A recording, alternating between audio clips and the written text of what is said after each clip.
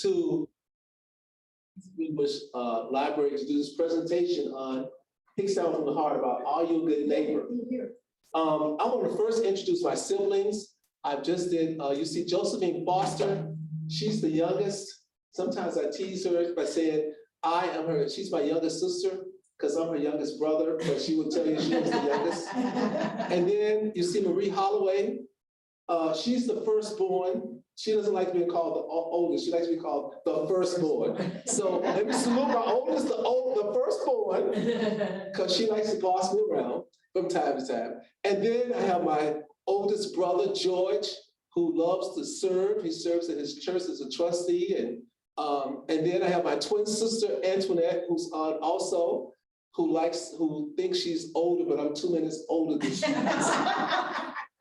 And so these are my siblings, and I'm just so glad to have them with us. So what we're going to do first is I've introduced them, and I just want to let you know that the reason we call this Are You Good Neighbors, because when people read the book, it makes them think about them, about their neighborhood, or how do they interact as neighbors in where they live.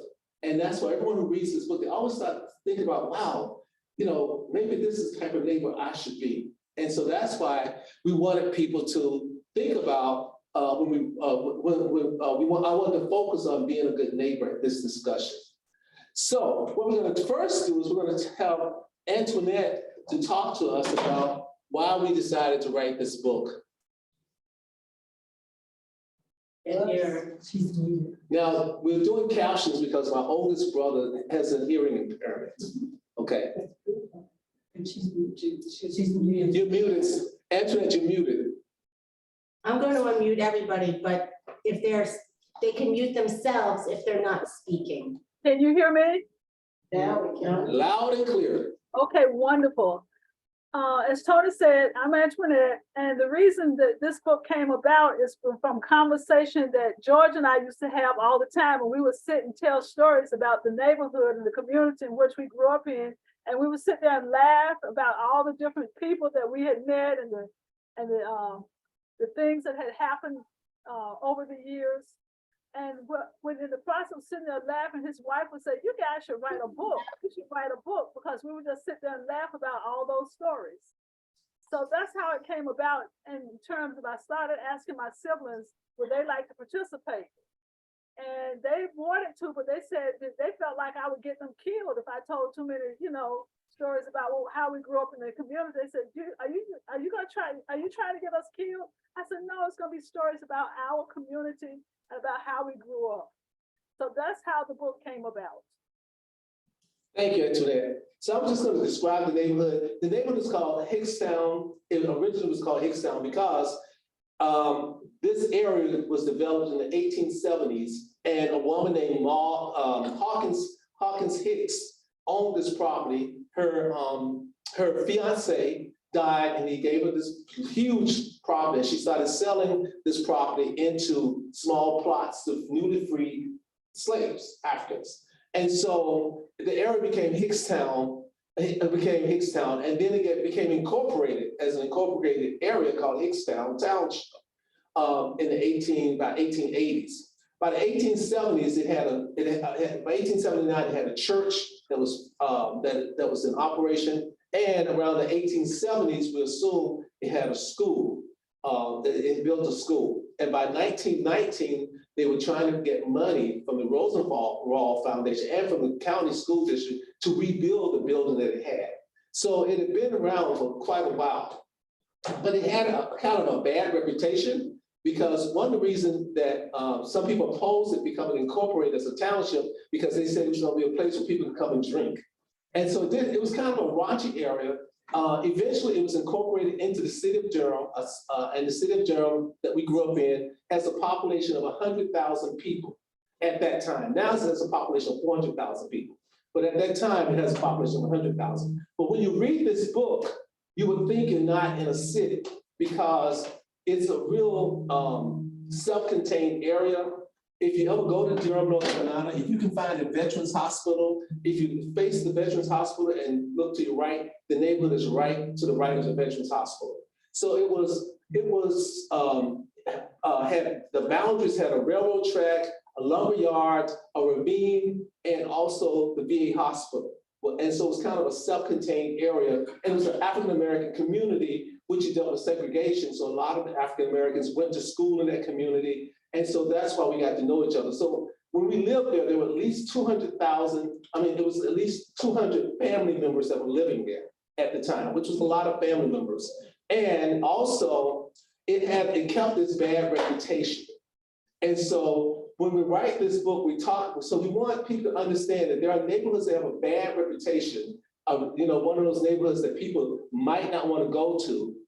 However, sometimes we broad brush the whole neighborhood, and if we say, well, that's a bad neighborhood, we think everyone in that neighborhood is bad. So what we want to do is create a book that deals with the interactions we have with the neighbors. Because most people, when they hear about bad neighborhoods, they only hear about bad neighborhoods, but they don't know about the people in that neighborhood and how they interacted. And so that's what we wanted to do. So the common themes you'll hear in this book is, can anything good come out of Hickstown? I remember when I was a kid, there was a taxi cab driver that picked us up. My mother had a taxi cab driver to pick us up to take us to the bus station to go to our family reunion, which is 2 hours away. And this taxi cab driver, he said, there was a time I wouldn't come to Hickstown. I wouldn't come here at all, because it had that reputation of not being a nice neighborhood to go to. And then, so I've already talked about how, and then also the houses weren't all up to par. They were substandard, some were substandard, and then some were in good shape. So of course, people labeled it not only as not a good neighborhood, but also a slum type of neighborhood. So when you deal with that, and that's why it's important for us to talk about this neighborhood, so you can see how people interacted and how they became real neighbors. All right. So what we're gonna do now is I'm gonna have George to read about. First, I want to also say we divided the book in two sections: community and neighborhood. Okay, community and family. All right, we want to talk about the community, but we also talk about family, or family and community. But when you read it, it feels like it's one seamless garment, because we were a family that was deeply involved in the community. So when you read it, you always feel like you can't really decide which one is which, because the family was always involved in the community. Okay, so George, would you mind reading about your section on the house and home for Crest Street? Hello. At any time you can interject. Everybody hear me? Okay. Yep. House and home on Crest Street. It was around 1959 when we moved to Crest Street in Durham, North Carolina. I was 6 years old. Dad rented a house from a retired school teacher. The house could be described as a shotgun house, which means the front door leads directly into the living room. Then there are 1 or 2 bedrooms, kitchen. There are no hallways. This arrangement was known as a shotgun, called a bullet, traveled straight from the front to the back without hitting any wall. We had 3 bedrooms, kitchen, and 1 bathroom. We had a wood stove to heat the house in the winter. And in the summer, we had to open the windows because we did not have air conditioning. Okay, give us 1 minute. Okay. I'm gonna try to make the captions louder.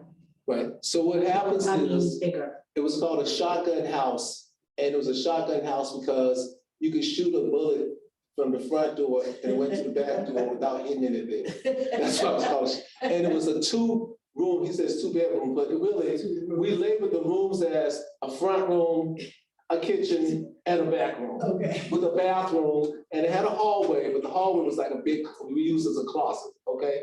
So because it was 6 kids and both parents, so you can see the house was quite crowded. Okay, so that was the type of house we lived in. Keep going, George. This is my brother William, who's on. Tony, are they able to hear us? Yes, we can keep going, George. Was that it? Okay. No, we're gonna read some more. Okay. We worked together to make this old house a home. Mama never wanted us to be ashamed where we live. He would tell us many people have big, beautiful homes, but they did not have a home. They had big, beautiful houses, but did not have a home. He said, this is going to be our home. We're going to live here as a family. So 2310 Crest Street became my home. Every day I share meals with my family. We watch television together. Neighborhood friends would come to our house to play. And I felt a sense of belonging. It wasn't the house that I liked. It was mom, dad, brothers, and sisters that lived there. It gave me great memories of kinship, relationship, and friendship in the home on Crest Street. Thank you, George.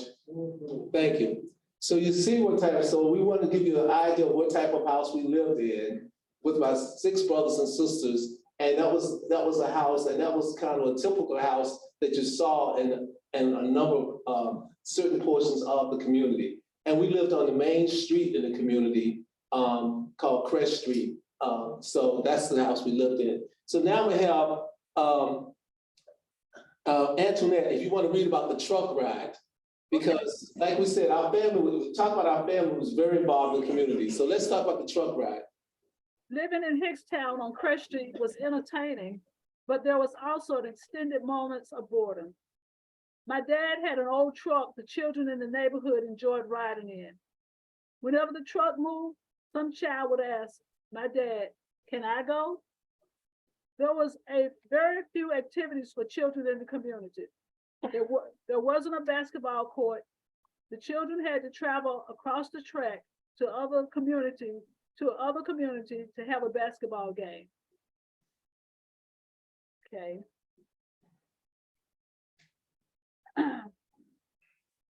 The community children who lived in close proximity to us shared in our interests, activities, and our mom. Sometimes the community children would come and sit on the porch until mom came home. On other days, dad would pick up mama from work. 10 or 11 or 12 neighborhood children would ride on the back of dad's truck. Dad, in his calm and kind voice, would give them permission to ride, with the understanding that everybody had to sit down and ride to the hospital. And the ride to the hospital was about a mile from the community. Dad would arrive about the time mom was walking out the hospital. As mom walked with her friends, they would see the truck filled with children and would ask, are all these your children? Mom would say, no, they're the children from the neighborhood. Okay, so one of the things too, now I want you to think about this. The kids would come to my father, ask him for a ride. He would give them a ride, and this was to Duke Hospital, and Duke Hospital was not too far from the Veterans Hospital. A mile. About a mile, well, it was about a mile from our house. But I'm telling you, Veterans Hospital, and they were really like not far from each other. They lived, I mean, now you cross the street because they built a new Duke Hospital. So what happens is, think about this. My father never said, go ask your parents if you can ride. Never asked them, okay? And the parents were never concerned about it. They might see him go, oh yeah, they're riding Mr. Booth, okay? Because that's the way the neighborhood worked, was that he never even asked them. They would just, oh, Mr. Booth, can I ride with you to pick up Miss Booth? And he would say, okay, get on the truck. And then what would happen is, he would give them an extended, we hadn't thought about this, but Antoinette picked up, he would give them an extended ride, is much further along. They wouldn't just ride to the hospital and back. He might take them around some neighborhood, the long way, and then it would come back home. Okay, but not one parent would ever say, what you doing with my child? Why do you, not one parent, never. Because it was a neighborhood, everyone knew each other. Tony, let me read the conclusion. Okay. The truck ride seemed simple and pitiful to many people, but when you live in an impoverished community, inhabited with dilapidated structures and no recreation center, the truck ride represented a small space that allowed one to develop a vision of possibility. When Dad took the long route home, we were able to see neighborhoods with well-kept houses and yards. We saw restaurants, parks, filled with people playing tennis and jogging, people living full lives. We saw people thriving, not just surviving. The ride allowed each of our hearts to say that one day I'll be able to leave the community. One day I'll have a nice house. One day I'll own a vehicle. One day, one day, one day. Mom and dad kindness offered a vision of hope. Thank you. Thank you, Antoinette. Okay, so this is now the man that's on now, the nice spirited, handsome man that kind of looks like me, but I look a little better. This is my brother William. He's my second oldest brother. He's Command Sergeant Major William Booth. I just want to let you know that. And he received one of the highest awards from the governor of North Carolina at the time, Governor Beverly Perdue. So, William, you want to say a few words because I know you got to get off shortly. You gotta unmute yourself.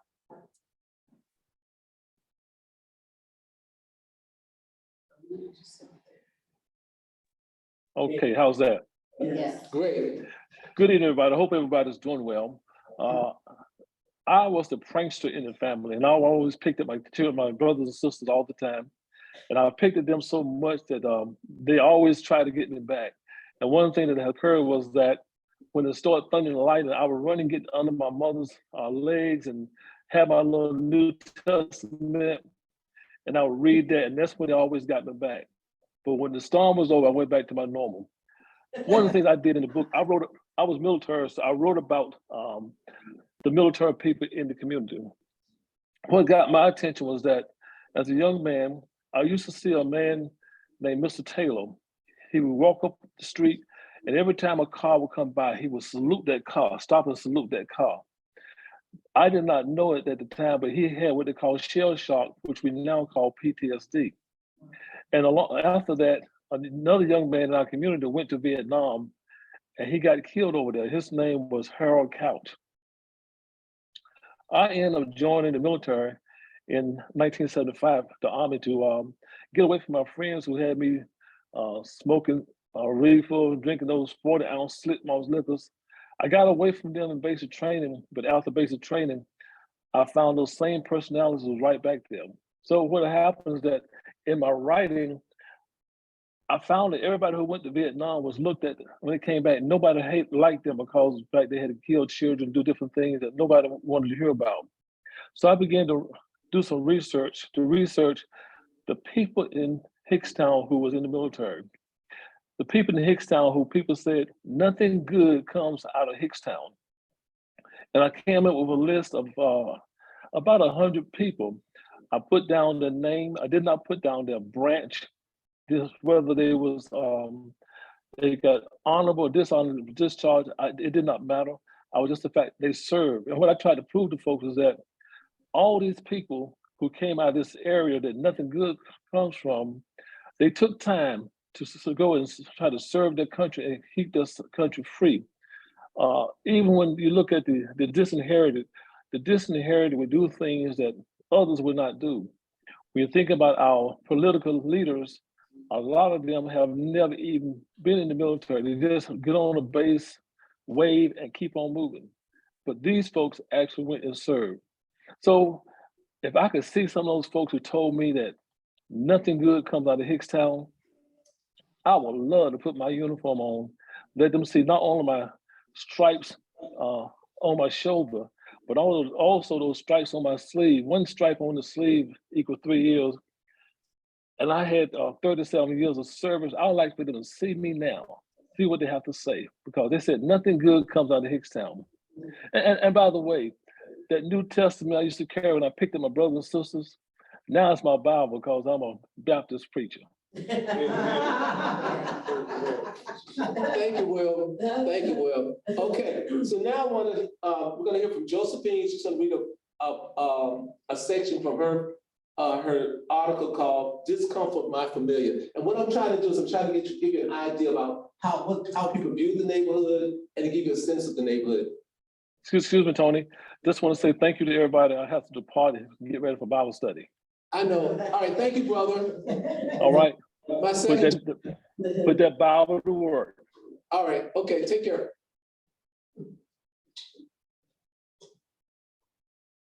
Hello. Dr. Josephine Foster, by the way. Are you ready for me, Tony? I am. Good afternoon, everyone. I hope that you can hear me. Well, I'm recovering from a cold, but thank you so much for joining us this evening. I don't know how many of you have the book in front of you, but the section that I have, one of the articles that I wrote is entitled Discomfort, My Familiar. And the title of this piece is important because I was experiencing a moment of discomfort, but in doing so and looking back and being reflective, I realized that discomfort growing up in poverty really was a very familiar feeling for me. So when I was thinking back over the moment that sort of flung me into this moment of discomfort, I had a job. I left the job because I was in disagreement with some of the philosophies that was in terms of things that I had to do. And so I had a chat with my sister and she said, look, welcome to the world of work. This is going to be your working life. You're going to have to, at your next position, go along with the program, no matter how ridiculous it is and how ridiculous those people are who are in charge, because this is going to be your life. But in doing so, I thought about, well, you know, my mother was never like that. She was just not necessarily always someone who was trying to shoot from the hip, but I really did appreciate her honesty. So I never had to guess about, you know, where she was coming from, what she was thinking. And then when I thought about it, most of the women in my neighborhood were like this. These were not people who spent their time sort of playing politics, if you will. They were always very honest about what they thought and felt. So I began to write about some of the women in my neighborhood in terms of how they were and how maybe as a result it impacted me in terms of the kind of adult woman that I became. So this is a moment when I would run around with a friend of mine, and I'm going to call her R, and we had all kinds of businesses. I'm going to call them businesses in the neighborhood. One of those businesses was a liquor house that people used to go to. So unbeknownst to my mother and my brothers and sisters until I became an adult, my friend and I, you know, we were very curious little girls, you know, and that has always been, I've just always been very observant, very reflective, very curious. And so we would just sort of run around the neighborhood, stopping at every single curiosity that caught our attention to investigate. And so this liquor house was one of those places because by 11:30 on Saturday mornings, there would be a porch filled with patrons at the liquor house. So R and I were uncouth little virgins. You know, we tried to make sense of the noise and chaos and uncertainty that plagued our inner city lives. And so our first stop on Saturday mornings was always at this liquor house. So we would go up the steps and she would walk up the steps in front of me and I would stand behind her. And so she was pretty sassy because she stood on the top step. She placed her hands on her hips and stood there for a moment, popping gum and calling all the adults by their first names as if they were our playmates. Hey, Red. Hey, Blue Boy. Hey, Boosie May. What y'all doing? That's how she talked. Then she would demand that they give us money. Give me and Joe Fiend 50 cents so we can get us some tater chips and a drink. And of course, you know, her style of communicating would have gotten me nothing but whippings. And the men on the liquor house porch, they would grin at us and start digging in their pockets for change. But the women were not having it. They were not amused by our sassiness. Mm-hmm. So one woman would glance at me because she knew who my mother was, and she knew that there was no way my mother knew that I was standing on the porch of a liquor house. But she would talk back to me and say, you know, y'all get your little behinds away from here asking for money, you and that booth girl. Go on home and don't come back. Then she would say, take your fast asses home. Then she blew smoke in our faces while the rest of the women, looking like a pack of crows in brightly colored dresses, burst into cackling laughter. Then the lady herself went into a coughing fit and then dismissed us. And her way of dismissing us or saying goodbye was, get the hell on. All right, so this is an adult talking to two little, you know, sassy girls, but I'm showing this to show, first of all, the kind of businesses that were in the neighborhood and the kind of people and the women, I think, because I found it ironic that most of the most of the writings in the book are about the women that I observed. And so this piece is about, I guess, how the women sort of responded. And as a result, I guess, sort of indirectly impacted, I guess, me in lots of ways, being pretty bold and audacious myself. But as a result of this kind of place where you have a liquor house where people that's filled with patrons by 11:30, people who rode through the neighborhood, you know, those were the kinds of sights and sounds that they saw. So I wrote that as a result, on more than one occasion, well-intentioned parents across town in Durham, they decided that I was not a good playmate for their child. You know, they were like, hey, but she lives over there. And what does that mean that she lives over there? Well, it means that even though she's only in the 4th grade, she's already planning to be a liquor house patron. Well, what does that mean? It means instead of doing her homework, she probably practices pulling up her dress and telling people to kiss her ass instead of doing her homework. Meaning that we should shoot her dead now while she is a baby cyclops before she becomes a full-grown one. So it's that mentality that people have about, you know, where you live and how you're viewed. And as a result, that cost me a lot of friendships, i.e. the discomfort, my familiar. So I have a line in here where I say that, you know, I wasn't acceptable to the mothers of the crosstown girls, and I was too prissy for the girls in the neighborhood that I lived in. And so discomfort did become a very familiar feeling to me until I left and was able to go to undergrad at Hampton University in Hampton, Virginia. So I'm going to stop for now because I hope that I made myself clear. Have I made myself clear? Yes. Yes. Do you guys have any questions for my brothers and sisters who already read and stuff? You have any questions for them? Okay, so what we're doing is we're just showing you about the neighborhood, but at the same time, people understood the various people in the neighborhood. They knew what parents would expect from the different children. So even though my sister, whom I didn't know this until I read it in the book myself, was going to one of those liquor houses. Now, where we lived, there were 3 liquor houses behind us, so we could see all 3. Okay, and so what happened was, even those people knew, your mama don't want you here. You know, they would just say, your mama don't want you. In other words, take yourself back to your home because you know your mama don't want you. And so even they were aware enough to tell a child, you know, your mama don't want you here. You take yourself back to where you belong. And that was the thing about this neighborhood that we had. There was this sense of camaraderie. And even if they did this, a lot of us might look down at the people who sold liquor. But you got to think about, in that neighborhood, almost everyone worked in that neighborhood. There were some people who didn't, but the majority of people worked. They all worked at either Duke Hospital, VA Hospital, Irving Cotton Mill, one of the tobacco companies. They all worked, okay? But they all had second jobs. A lot of them have second jobs in the community, like selling liquor, or like they might sell food from their houses, and their house becomes like a restaurant. Then I discovered the man was also selling food, was also selling liquor. And then sometimes they would do hair. They would fix people's hair in the community. So they all would have these second jobs going on, third jobs going on, while they work full time at their other job. Or some of them would iron clothes for wealthy white people, wash their clothes, and they would work at these wealthy white people's homes and clean the houses and stuff, or take care of their children. They all had other jobs going on. So, but that's the thing you don't hear about in those neighborhoods, because we broad brush them all as slums, lazy, not working, dangerous. We broad brush them, and that's the thing. So, Marie, do you want to add to this conversation, or are you good? My firstborn is shy when it comes to talking in public, but if she gave me alone, All right, so now we're going to talk about the type of people that lived in the neighborhood. So I'm going to have Antoinette to read about Joe Bass. You read about Joe Bass? Jill, you remember Joe Bass? See, that's the most. Antoinette, would you read about Joe Bass? You got to unmute yourself.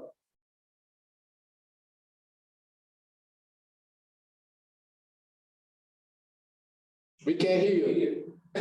Lord have mercy, my twin sister. I finally got it quiet.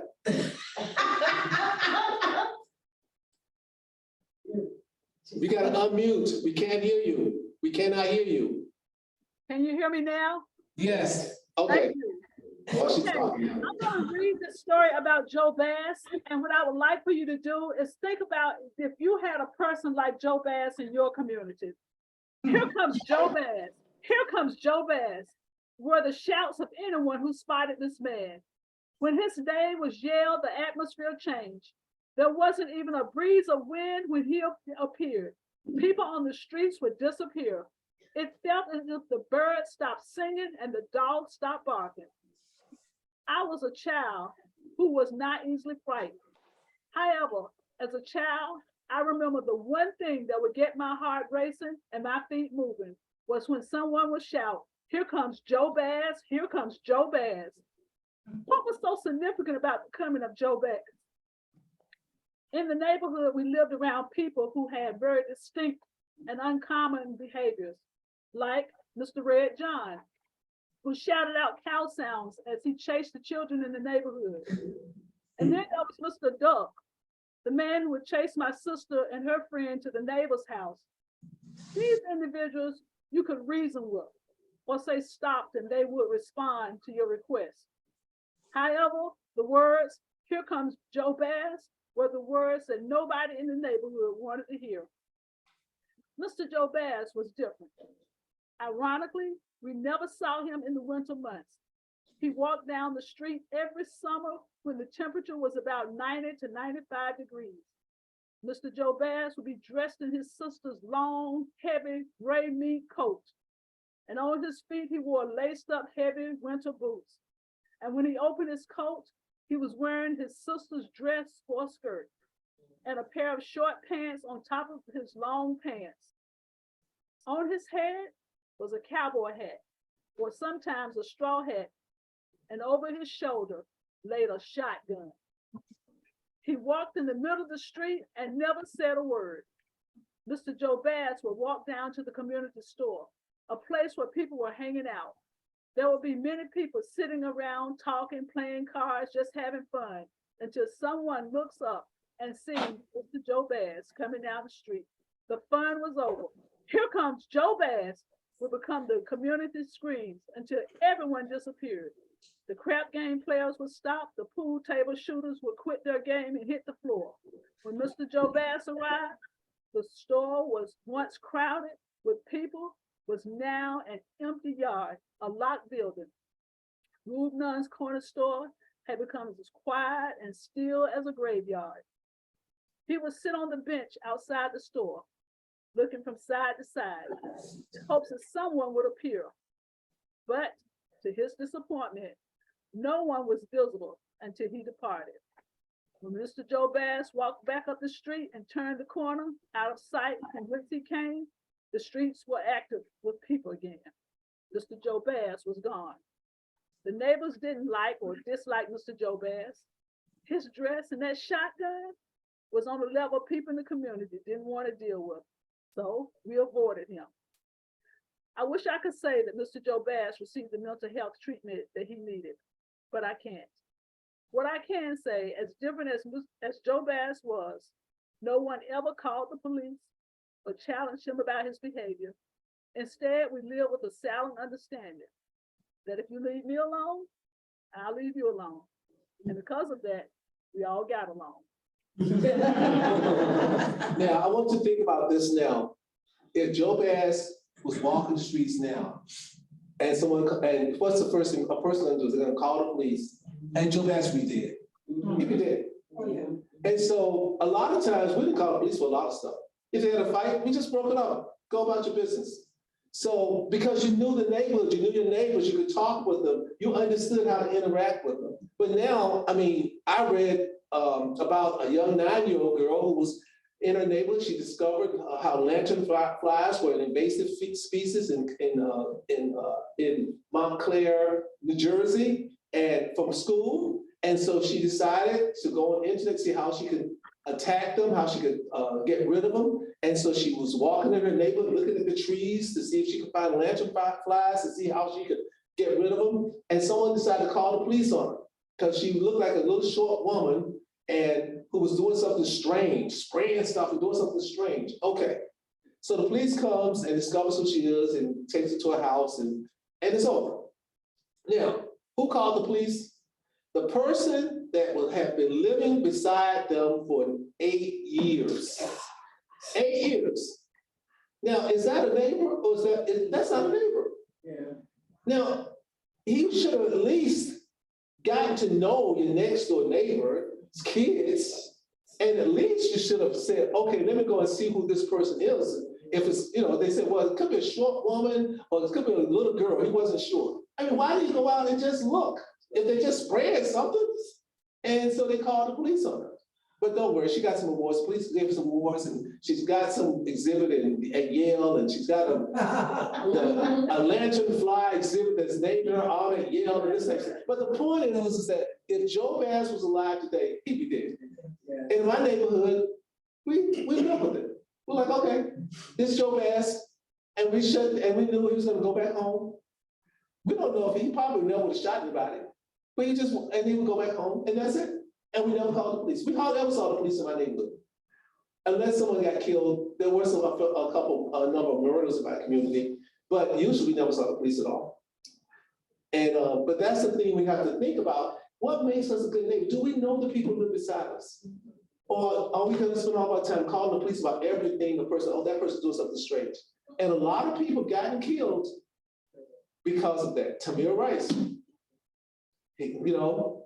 just because he was just playing around in a park, and they called the police on him, and they don't see, is he a boy? Is he what? And he's just a little boy, and he's dead. So that's the thing we have to think about, and that's why we're trying to show about this community and how people knew each other, even though they had these parts that were kind of like unsavory. Yeah. But at the same time, we got along. Even the folks who were unsavory got along. My mother would, because of my twin sister and I, when she was going to work, she would walk to work to Duke Hospital, and she would put us in a wagon and pull us to the babysitter down the street. And sometimes if she was running late, she might find there would be men on the corner who had problems with alcohol, who were alcoholics. And she said, here's $1, take my children to the babysitter. And they would just do it. They would do it. There was no, because she knew they were going to do it. There was no issue with, I don't know if I should or not, because she knew them and they knew her. And they would just do it. So that's the thing that we're missing in our society today, is this whole idea of how to be a good neighbor, how to be concerned about each other, and how to really deal with people in our neighborhood. And we got to ask ourselves, are we good neighbors?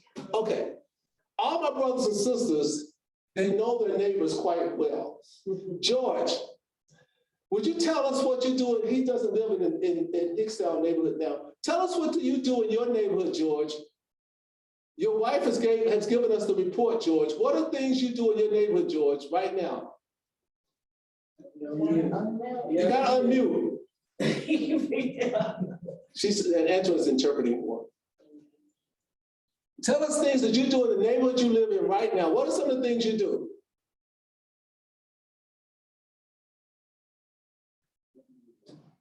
You can talk. Yeah. Some of the things I did in the neighborhood was, No, basically, in your neighborhood now, where you live. okay, what I do now, I sit on the front porch, watch the neighbor's house. Then I see about trespassing. Make sure that trash cans and the recycle cans are out at a certain time, put back up. I talk to the neighbors about keeping their yards clean. I also go around the neighborhood myself. The trash. It's my brother's a hearing impairment, Yes. and that's why. So, okay, George, how many people's trash can do you put out with this trash day? How many trash cans you put out on this trash day? It's total of 12 cans. About on Sunday evening, I come back on Monday when the trash man comes on Monday. The soccer comes every other Monday. So these are people that live in this community right now, the neighborhood lives in now. Some of them are elderly, so he'll just go and put out the trash cans. And then some of them will go, well, they're like, well, George, you need to put mine out because I'm older than she is. So that's what they would do. And that spirit of being a neighbor continues to carry on with us even now. Even my sister, she's not gonna talk, but she knows her neighbors quite well too. So she's not gonna talk, but she does know her neighbor quite well. Tony, don't forget to mention the Good Neighbor Project that we just recently did. I know you can't pull it up on the Okay. website. One of the things that some of the proceeds that we get from this book, it's not like this is a self-published book. So what we decided to do was to take the money we get, proceeds we get, and then try to figure out a way to use it in the Hickstown community, which is also known as the Crest Street community. So we were able to help this one woman whose porch was in disrepair, to repair her porch. And so that's what we did with some of the money that we got. So we used that to repair a porch. So we still want to invest in the neighborhood somehow. It's not a lot, but at least it's something we wanted to do. All right, Josephine. Okay, so here, let's talk about the other people in the neighborhood. Josephine, I need you to talk about the women in white.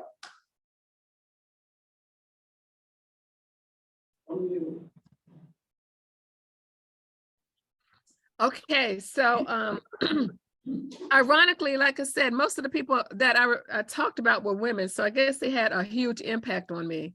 So my women in white are about 3 women, 2 women in the neighborhood who I guess were preachers, and then of course my mother, and their impact in terms of my faith and my way of viewing things. So one of those women, her name was Miss Bertha. She was a quiet, fair-skinned lady, and every year around Christmas or Thanksgiving, she would come to our home and pray for us. And so we would, of course, be on break from school, and she would knock at the door. We were grown thinking, oh God, it's Miss Bertha, because we knew what was going to happen.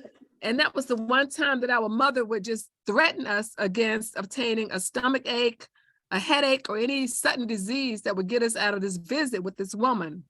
But she was very nice. And she literally came to our house every year to pray for us. The problem, and I guess I shouldn't call it a problem, but when you're young, the problem was that she prayed very long prayers. My sisters declared that we were on the floor for 2 hours. I don't know, but I do remember they were very long prayers. So I wrote in my book, we would position ourselves as comfortably on our knees as possible while Miss Bertha settled herself for a long prayer. Encouraged by Mama's amens and thank you, Lords, Miss Bertha's prayers were filled with thanks to a mighty God, one that, according to what I could gather, no longer required the sheep of blood and goats. However, I wonder how exactly did Satan steal, kill, and destroy so that I could stay out of his way? And if all that stealing, killing, and destroying was going on, why did Miss Bertha live alone? So I have her prayers fed my overactive imagination, and my day ended with fitful dreams of a man with woolly hair and eyes like stars, shining and singing and chattering with Satan. So after we would get up off of the floor, Miss Bertha always had these very unique gifts. You know, she would have these handkerchiefs that she would fill with change. And so she would give us all these little handkerchiefs that were filled with change. So the older kids, Marie, George, and William, they had handkerchiefs filled with quarters. Tony and Antoinette had handkerchiefs filled with dimes. And since I was the youngest, my handkerchiefs were filled with nickels. But I thought they were just really, really unique gifts that she would give us. So of course, we weren't thinking about the prayer, but we did like getting those handkerchiefs filled with change every year from Miss Bertha. In fact, Reverend Antonio Booth that you see standing in front of you today, when she finished praying, do you know what he would say? Whew, thank God. Okay, that it was over.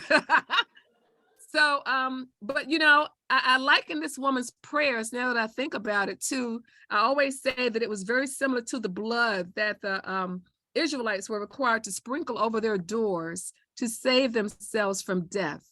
Her prayers come into our house every single year, once a year, to pray for us, I think really served as a covering for us.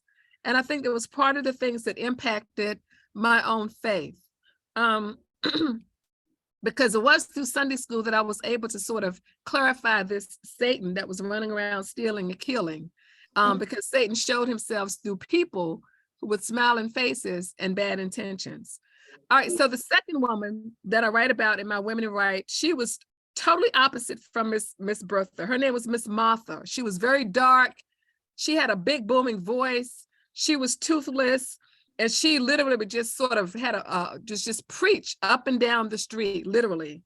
And she enjoyed she would kind of put on a preaching show for us because she liked to preach on the liquor house steps. So she would have a strap and she'd be beating people and preaching, beating and preaching, go home, and telling people they're sinners. And so when Miss Martha finished her preaching, unfortunately, we all understood that we were doomed, that we didn't get ourselves together. But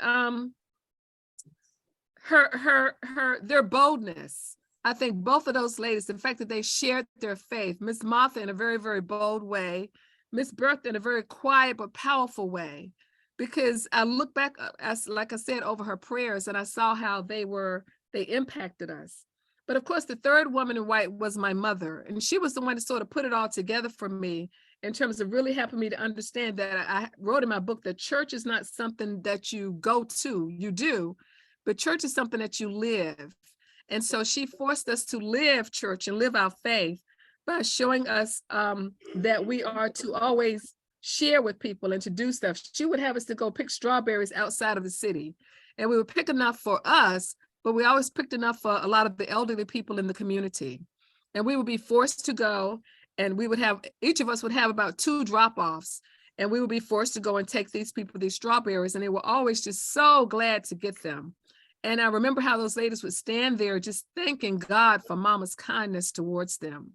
And so I said, these acts of service directed by my mother were a natural part of our lives, and we were forced to demonstrate them as much as possible.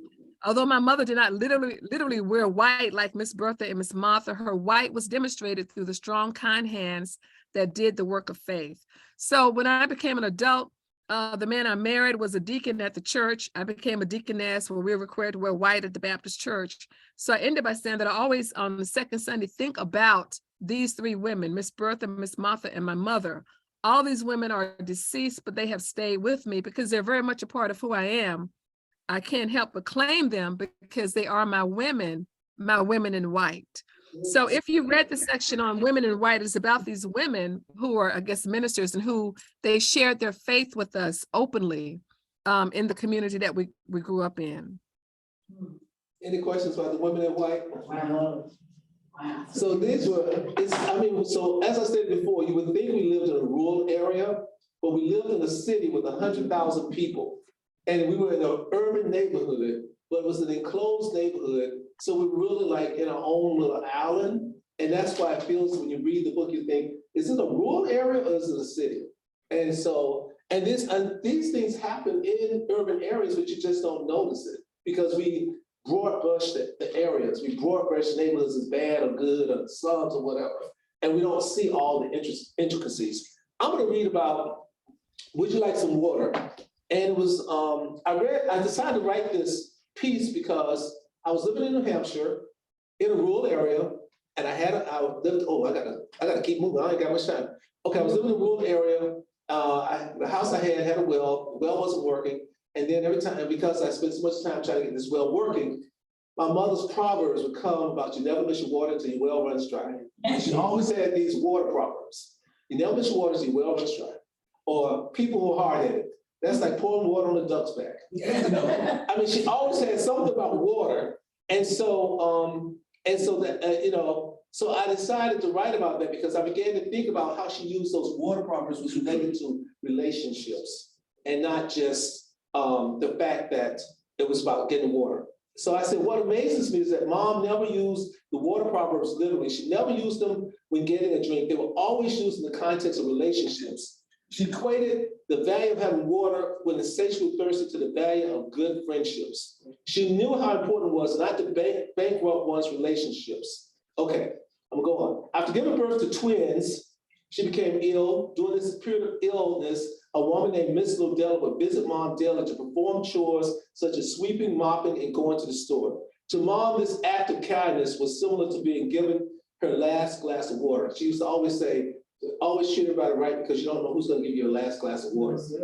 Throughout her life, she always seemed to have numerous people similar to Lodella who would volunteer to perform acts of kindness on her behalf.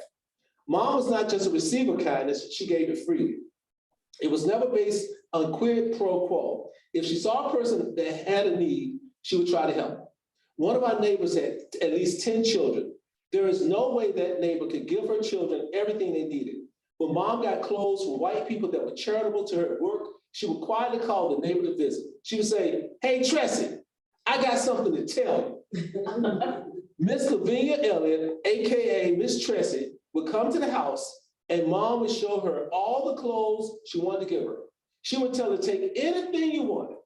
And Mom would never talk about that act of kindness. Miss Tressie's children would visit us every Christmas. They would eat the fruit that our parents bought for the holiday. My parents never said a word. In fact, they welcomed them. They never told them to go home, and they never spoke badly about any of Miss Tressie's children. Years later, when my mother became ill, she would go and sit on Miss Tressie's porch just for comfort or friendship. When Mr. Willie Brown died, a day after Martin Luther King Jr. Was assassinated, the widow Mary Brown wanted someone to stay with her at night. Mom and Dad volunteered their children. For the next 12 years, one of us would stay at Mary Brown's house each night. Not only did we stay there, we did yard work, cleaned the house, went grocery shopping, took care of a dog, and would bring her food. Mom was consumed with cultivating and developing relationships. It wasn't because it was lonely. She was lonely. It was because she deeply cared about people. She saw people as important and valuable despite their circumstances. This was the water she drank daily. And that's the story about relationships, and it's true. Am I right, you guys? That's who she was. That's who our family was. That's why a person could get a ride in my father's truck. That was always the case. We got one last thing. And George, I want you to read about Hickstown, Get Out the Vote. If you could just indulge me with that. George, read about Hickstown, Get Out the Vote. My mother was a community activist. She was a Get Out the Vote person. Okay. You're still on mute, Antoinette. Since why you're on mute now when normally when you talk to me almost every day, you never on mute? She's just talking away. We can't hear you. We can't hear you, Antoinette. You need to unmute yourself. She's just talking away. Okay, now she's unmuted us so we can hear it. George, go ahead. Okay, next time get out and vote. Every year for the primary general election, Mama would talk to people in the community about the importance of voting. On voting day, she and I would knock on the door. The people in the neighborhood say to them, "I am here to take you to vote." I started voting at the age of 18. It's now Mama in the neighborhood out there. Okay. Okay, Tony. Okay. Did you want him to read more? Yeah, read a little bit more, just a little bit more. Okay, he said read a little bit more. Okay. Right here.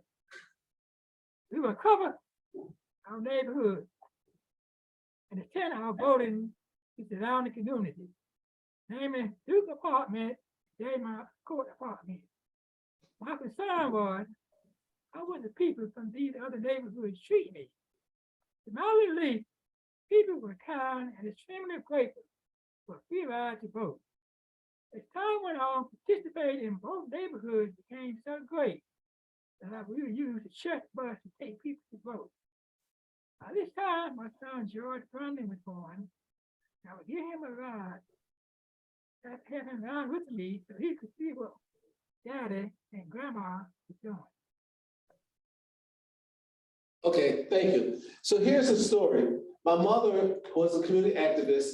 She was involved with almost every African-American politician in the city's campaigns.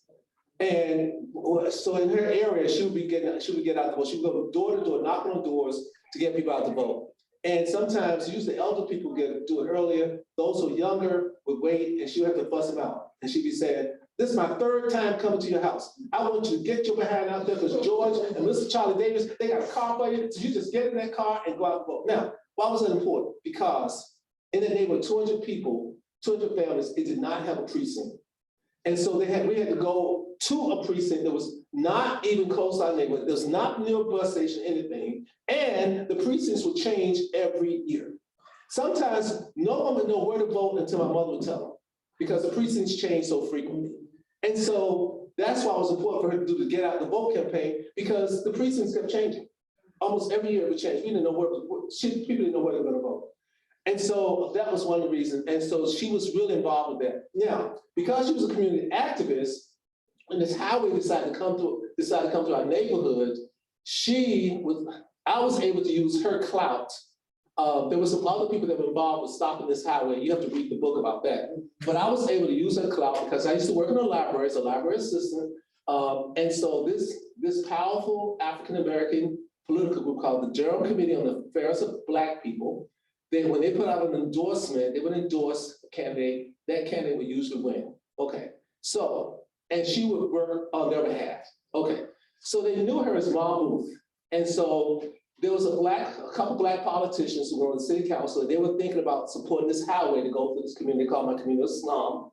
And so I decided to use my mother's clout since I worked at this particular library where the Durham Committee on the Affairs of Black People met.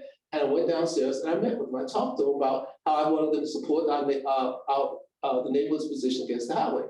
And of course, I was a teenager. I didn't have the social graces of the adult. And so this man who was a political activist, knew my mother, and they knew that if my name was Booth, I was related to Ma Booth. And so they listened. And then they decided to support our efforts. And that's what caused all those Black politicians to decide they were going to support the highway, to say, no, I can't support the highway. So, because I used my mother's clout, not mine, but my mother's clout, because she had worked for all these Black politicians, it was going to be very hard for them to say, we're going to support the highway. So that's what happened. So anyway, the last thing I want to enter, I want you to talk about your neighborhood, your neighbors, and then we'll close out. Any questions about being a good neighbor? Any thoughts about being a good neighbor? Are you challenged to be a better neighbor? Yes, yeah. Good. Angela, what do you do in your neighborhood? That's it, and this is it. What do you do in your neighborhood? Tell them what happened in your neighborhood with your neighbors. I have the opportunity to, I live across the street from an elderly couple. I live across the, beside me is an African and a British couple. And on the other side of me is a Latino. So I just try to spend time getting to know them. I'll say today is a good neighbor day. So I'll find a dessert and take them either a candy bar or a donut or something, so that because I want to build relationships. I want to build relationships. And when I have something that happened at my house, like when I was gone to visit my sister, a tree branch fell in my house, and my neighbors she texted me and told me, you have a tree in your yard that just fell. So I just wanted you to be aware of it. It's so rewarding. What about your Latino neighbors? Huh? What about your Latino neighbors? Yes, my Latino neighbors live on this side of me. I have the opportunity of meeting their son. And sometimes I've even had the opportunity to teach the mother some English, you know. So it's been rewarding. It's been rewarding. So that's how we are, because once you grow up in that type of neighborhood, it's who you are. It's just who you are, and you just learn you need to create these relationships. And that's what America's longing for, is the creation of these relationships and knowing people and having someone to care about them. And that's what we're longing for. And that's what's missing in our society. And that's why we call the police on stupid things like a person walking down the street looking strange. And we should just go, well, let me see what that person's really doing. We shouldn't be calling the police on that. Sometimes you have to ask yourself, is it more important to be kind or be right? Is it more important to be kind or to be right? Exactly. Okay. Any other final thoughts for my brothers and sisters? My firstborn. I love her. We talk at least once or twice a week too. Yeah. All right. Thank you everyone for joining us. We really appreciate it. Thank you for joining us so much.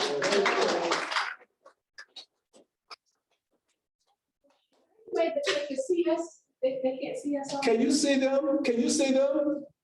I don't think they No. can. Oh, they have to have the, no, they can't, because the camera's facing me. Okay.